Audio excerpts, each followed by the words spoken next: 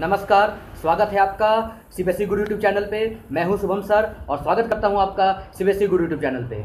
जैसा कि आप जानते हैं, अभी तक हमने आइसोटोप्स और आइसोबार्स पढ़ लिया है और अच्छे से हम अपना तैयारी कर रहे हैं। मुझे उम्मीद है कि आपका तैयारी चल रहा होगा अच्छे से। एटॉमिक स्ट्रक्चर का जितना भी टॉपिक मैंने पढ़ा है अच्छे से आप पढ़ लिए होंगे। अब आगे आते हैं जब the most important topic Bohr atomic model, जो कि इस टॉपिक की जान है। ये मेन चीज़ है जो कि मेरे सारे एटॉमिक मॉडल के जो भी डाउट था उस सारे उसके मॉडल के डाउट को क्लियर करती है, उसका क्लैरिफिकेशन करती है। ठीक है, तो चलिए अब हम शुरू करते हैं अपना बोहर एटॉमिक मॉडल। तो नील्स बोहर ने रदरफोर्ड मॉडल को कुछ इम्प्रूव किया था। नील बोहर सर ने रदरफोर्ड मॉडल को इम्प्रूव किया था।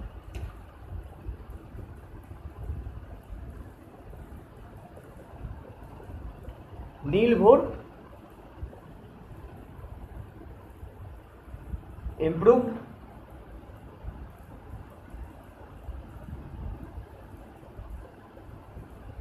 रदरफोर्ड मॉडल में क्या कमी थी कि इलेक्ट्रॉन की स्टेबिलिटी के बारे में कोई जानकारी नहीं थी। नील बोहर सर ने इन्हीं के स्टेबिलिटी वाले कॉन्सेप्ट को, जो वहाँ पे फेल हो गया था, जैसे मैंने ड्रॉबैक्स की बात की थी, वहाँ पे फेल हो गया था जो कि भाई रदरफोर्ड फेल हो गए थे इसलिए क्योंकि वो स्टेबिलिटी इलेक्ट्रॉन की डिस्क्राइब नहीं कर पाए, उसकी एनर्जी के बारे में बता नहीं पाए, उसकी स्पेसिफिक ऑर्बिट में घूमने के रीजन के बारे में नहीं बता पाए। तो उसको ही नील बोहर सर ने पूरी तरीके से अच्छे तरीके से इसको बताया। तो नील बोहर सर ने जो कहा था, तो उसको बताने से पहले मैं दो कॉन्सेप्ट बताना चाहूँगा जिस पे ये नील बोहर सर का थ्योरम बेस्ड है। कौन कौन से थ्योरम है देखते हैं।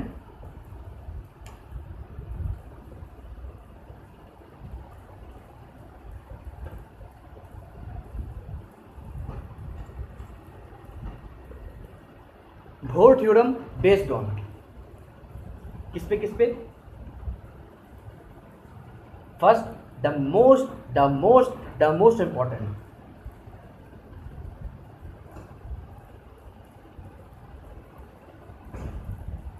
dual nature of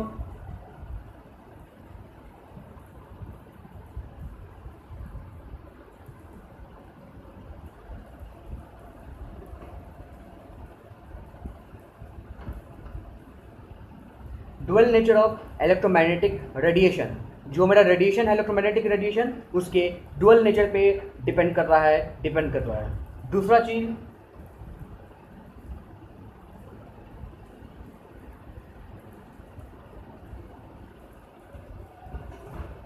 atomic spectrum के बारे में बात करेंगे, जो कि एसपीडीएफ में भी काम आएगा। ठीक है, तो उसके बारे में मैं बाद में बात करता हूं। सबसे पहला टॉपिक मैं लेता हूं जो कि मोस्ट इंपॉर्टेंट टॉपिक है, dual nature of electromagnetic radiation. ठीक है, तो चलिए स्टार्ट करते हैं dual nature of electromagnetic radiation. तो चलिए, अब सबसे पहले हमने कहा था कि dual nature of electromagnetic radiation हम बात करेंगे। तो सबसे पहले कौन कौन से नेचर होते हैं इलेक्ट्रोमैग्नेटिक रेडिएशन के, उसके बारे में बात करते हैं।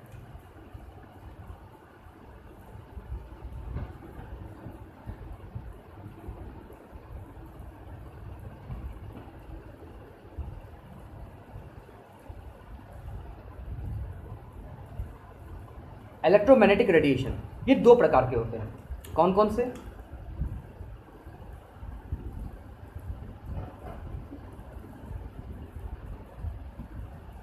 वेव नेचर,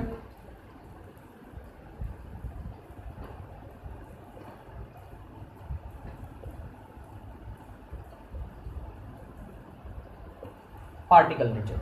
वेव नेचर और पार्टिकल नेचर एक एक करके हम पढ़ेंगे। तो सबसे पहले हम शुरू करते हैं wave nature of electromagnetic radiation. बहुत सारे सवाल होंगे आपके, दोनों है क्या, जवाब दूंगा, लेकिन एक एक करके सबसे पहले wave nature of electromagnetic radiation के बारे में पढ़ते हैं, क्या चीज़। चलिए,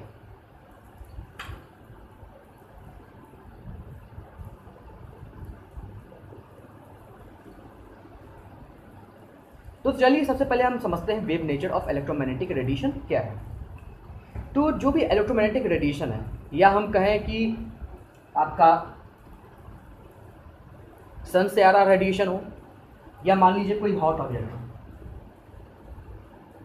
कोई आप ऑब्जेक्ट को, किसी भी चीज़ को आप कहीं भी गर्म करें तो वो गर्म हो जाता है, उसके साथ ही साथ कुछ रेडिएशन एमिट करता है।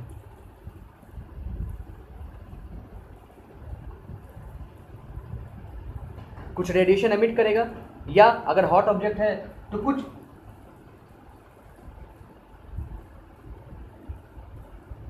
एब्जॉर्ब भी करता है, सॉरी, कोल्ड ऑब्जेक्ट है तो कुछ एब्जॉर्ब भी करेगा, हॉट ऑब्जेक्ट है कुछ एमिट भी करेगा।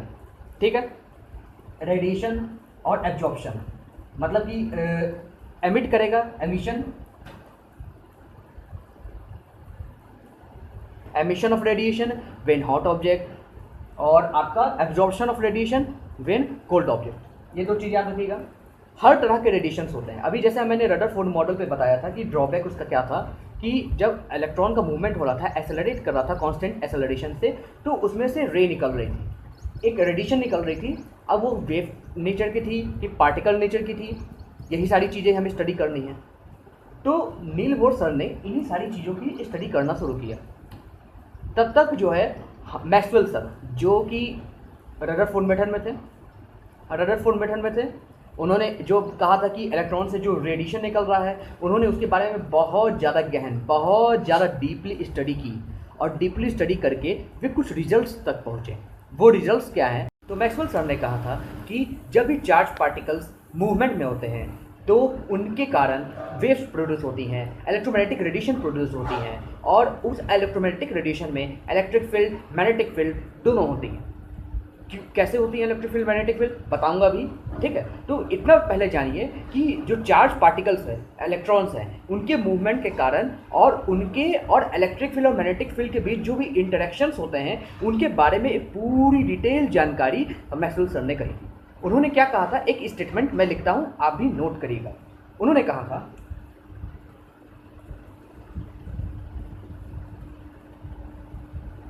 whenever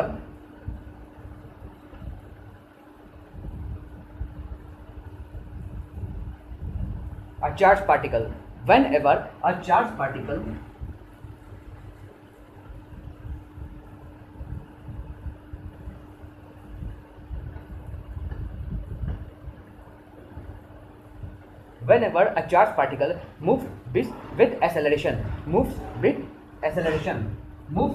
whenever a charged particle moves with the acceleration,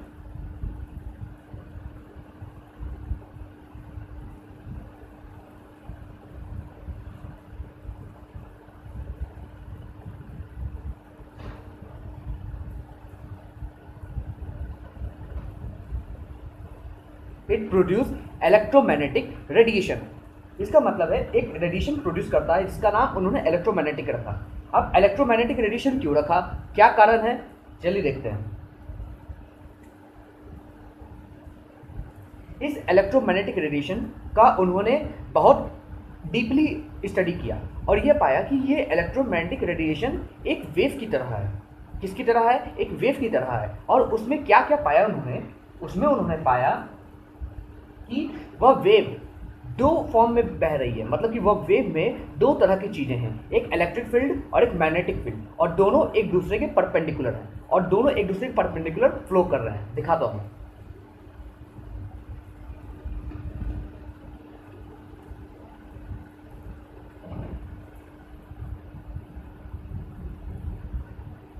लंबा जाएगा फिर।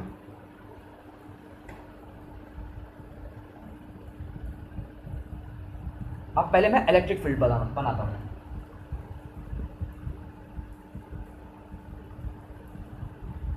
ये इलेक्ट्रिक फील्ड है। अब मैं मैग्नेटिक फील्ड बनाता हूं।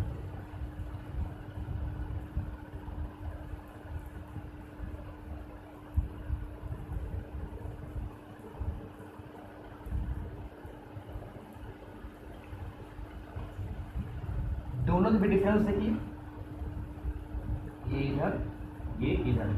समझिए ऐसे है, ऐसे ये वेव इधर है और ये वेव इधर है। तो ये मेरा क्या है?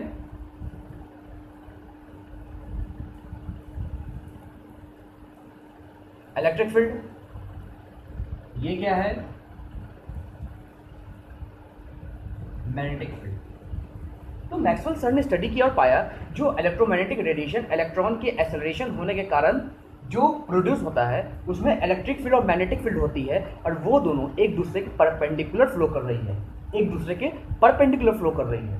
अब परपेंडिकुलर फ्लो करने के कारण क्या है कि ये एक वेव का फॉर्म है। जैसे मैंने बताया था कि इलेक्ट्रोमैग्नेटिक रेडिएशन में वेव और पार्टिकल दो फॉर्म में होते हैं, तो अभी जो वेव फॉर्म में स्टडी कर रहे हैं उन्होंने मैक्सवेल सर ने क्या पाया कि इलेक्ट्रोमैग्नेटिक रेडिएशन वेव फॉर्म में होती है। तो रिजल्ट लिख लीजिए, डिफरेंट कलर से लिखते हैं।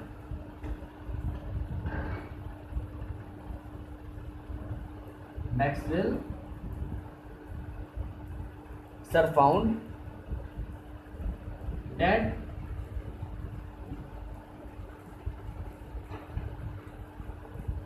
electromagnetic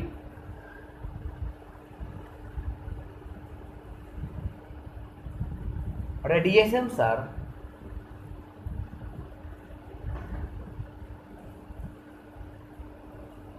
wavy in nature and in this wave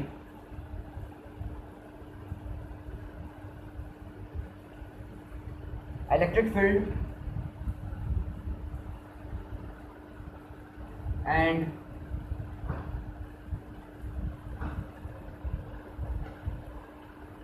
magnetic field, electric field and magnetic field flows in alternating manner and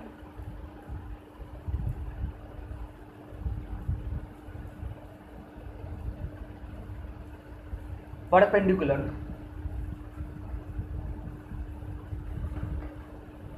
to each other.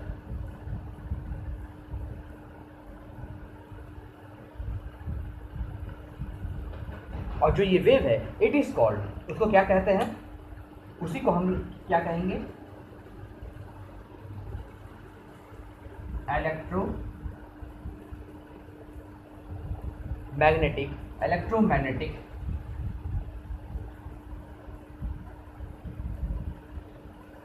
Radiation, electromagnetic radiation कहेंगे। इसको यहाँ देख लेते हैं।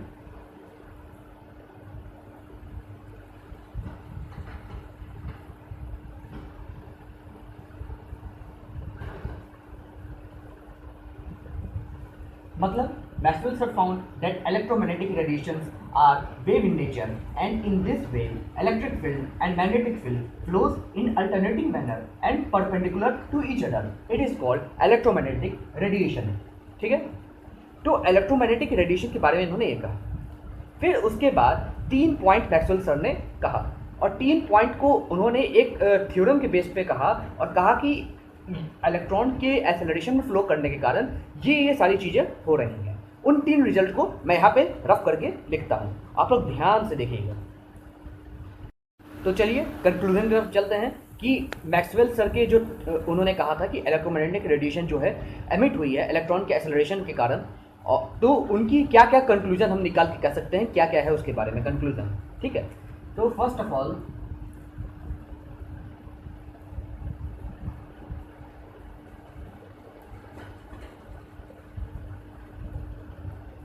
electric field and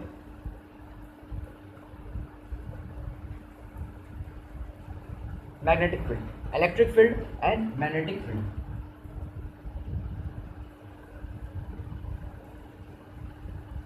oscillates, electric field and magnetic field oscillates, ये दोनों oscillates करेंगे। ठीक है, दूसरा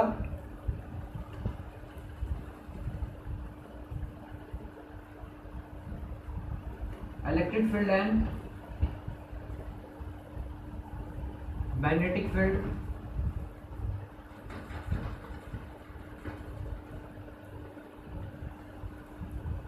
are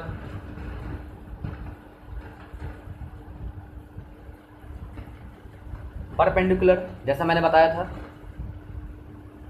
टू ईच अदर। ठीक है।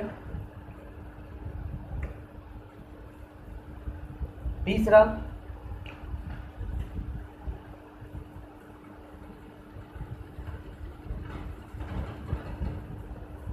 Electromagnetic radiation, electromagnetic radiation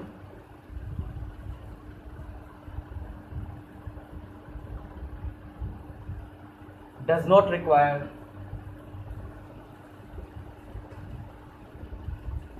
any medium to flow। कोई भी मीडियम नहीं चाहिए फ्लो करने के लिए इलेक्ट्रोमैग्नेटिक रेडिएशन को, जैसे कि साउंड वेव में रिक्वायर्ड होता है। हवा का बिना उसके ट्रेवल नहीं कर सकता।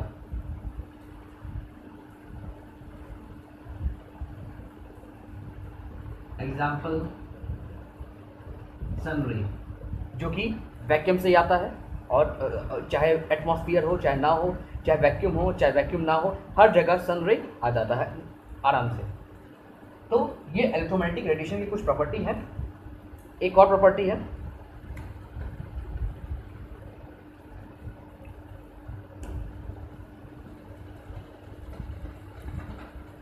Speed of electromagnetic radiation.